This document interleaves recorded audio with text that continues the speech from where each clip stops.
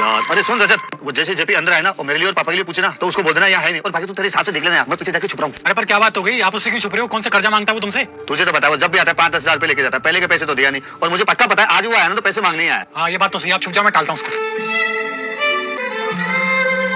नमस्कार भैया जी, वो राजीव भैया भी नहीं दिख रहे और कैलाश अंकल भी नहीं दिख रहे, कहाँ है वो? राजीव भैया तो 2 दिन हो गए सूरत गए वो तो माल लेने, और सेठ जी तो सुबह से आए नहीं, पता नहीं कहाँ है वो। अच्छा चलो आया नहीं तो फिर तो क्या, ठीक है मैं चलता हूँ। अच्छा कोई काम था क्या? हाँ काम तो था उनसे, वो पैसों के लिए आया था मैं। भाई साहब एक बात बोलूं, बुरा मत मानना, ये रोज रोज आप मार्केट में पैसे मांगते हो ना, इससे इज्जत नहीं रहती आपकी। अच्छे भले हो, कोई काम धंधा देखो, ऐसे रोज रोज किसी के सामने हाथ फैलाना अच्छा नहीं है। अरे जेपी बेटा तू कब आया? चाय वाय पिया है नहीं? नहीं अंकल, वो भैया ने बोला कि अंदर कोई है नहीं तो मैं तो वापस जा रहा था। अरे यार, इन पापा को भी अभी आना था क्या? 5 मिनट बाद में नहीं आ सकते थे क्या? अरे कोई बात नहीं, अब मैं आ गया ना, चल अंदर बैठ के बात करते हैं। आ जा। अच्छा और सुना, तू पैसे के लिए आया ना, बोल कितने पैसे चाहिए तो अभी देता हूँ।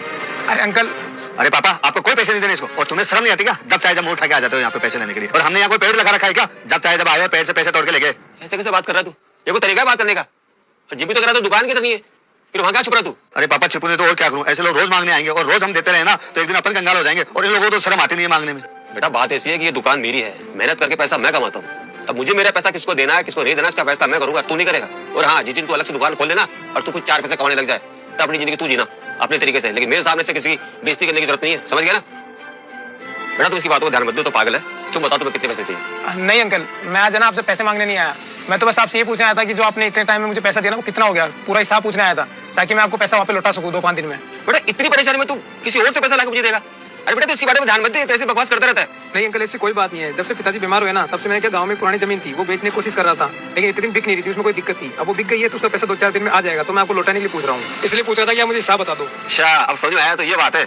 ये देख बेटा तेरा हिसाब तो लिखा पड़ा है सारा यहाँ पे, इसका मैंने आज पिछली बार का मिला के टोटल लगा रखा है 1,25,000 रुपए तेरे को। अच्छा ठीक है अंकल, 2-5 दिन में जैसे पैसे आते हैं मैं आपको लौटा जाऊंगा। अरे कोई जल्दीबाजी नहीं बेटा, परेशान मत हो, आराम देना। और हाँ सुन, बीच में कभी पैसे की जरूरत पड़ जाए ना तो बेझिझक बोल देना मेरे को। ठीक है अंकल मैं चलता हूँ। ठीक है बेटा। अरे बेटा चाय तो पी जाता? नहीं अंकल, वो लोगों को हिसाब ही पूछना है ना तो मैं बाद में आके पीता हूँ चाय। अरे पापा एक बात समझ में नहीं आती, आप इसके और इसके पिताजी पे इतनी मेहरबानी करते क्यों? अरे बेटा मैं होता हूँ मेहरबानी करने वाला, मेहरबानी तो इसके पिता ने एक बार मेरे पे की थी जिसकी बदौलत आज मैं यहाँ खड़ा हूँ। मेहरबानी? मैं कुछ समझा नहीं। बेटा बात ऐसी है कि आज के करीब 15 साल पहले जब मेरा बुरा वक्त चला था ना, जब मैं नौकरी ढूंढता था, मेरे पास काम धंधा नहीं था, 1-1 रुपए का परेशान था, तब इसके पिताजी ने मेरे को अपनी जेब से पैसे देकर एक छोटी सी दुकान खुलवाई थी। और एक बार बताऊं, इसके पिताजी ने वो पैसे मुझसे कभी मांगे नहीं है, ना ब्याज मांगा ना मूल रकम मांगी। वो पैसे मैंने धीरे धीरे करके 10 साल में चुकाए, मगर उन्हें उस तक नहीं किया। इंसान का बिगड़ा हुआ वक्त सुधर सकता है, मगर किसी नियत बिगड़ गई ना वो कभी पनप नहीं सकता जिंदगी के अंदर। और बेटा इनके पिता की ना नियत खराब नहीं है, सिर्फ वक्त खराब चल रहा है, वो एक दिन टल जाएगा। और जब किसी अच्छे इंसान का वक्त खराब चला ना तो उसको ताने नहीं मारनी चाहिए, उसकी मदद करनी चाहिए। आई बात समझ में? जाओ अपना काम करो।